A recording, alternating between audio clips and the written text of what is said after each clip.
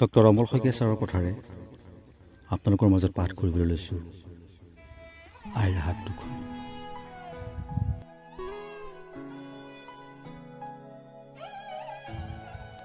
ঠেৰেঙা লগা ঠাণ্ডাত আইৰ হাতখন শিলৰ দৰে টান হৈ পৰে।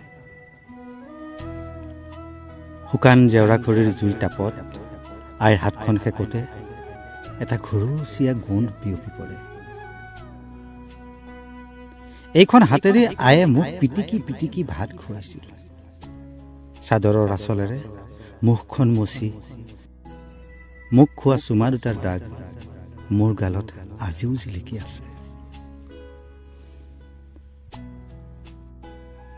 আজি মই 50 বৰ্ষ অতিক্ৰমী আইৰ হাতৰ গোন্ধ পাইছো। মোৰ শৰীৰটো আজিকালি আই আই গোন্ধায়। এই আপোন গোন্ধতেই মই জীয়াই আছো। এই গোন্ধেই মোক একাগ্ৰ, উদ্যমী আৰু সাহসী কৰি তুলিছে প্ৰতিটো মুহূৰ্ততে। আইৰ দুখন হাতত জিলিকি আছে দুটা তৰা। মোৰ মুখত, বুকুত, পিঠিত, চকুত আইৰ শুভ্ৰ দুহাত। কোনেও নজনাকৈ আইৰ সদায় মোৰ লগতে আছে। পুৱা সাৰ পাই বেলিতকৈ আগত মই আইক চাওঁ।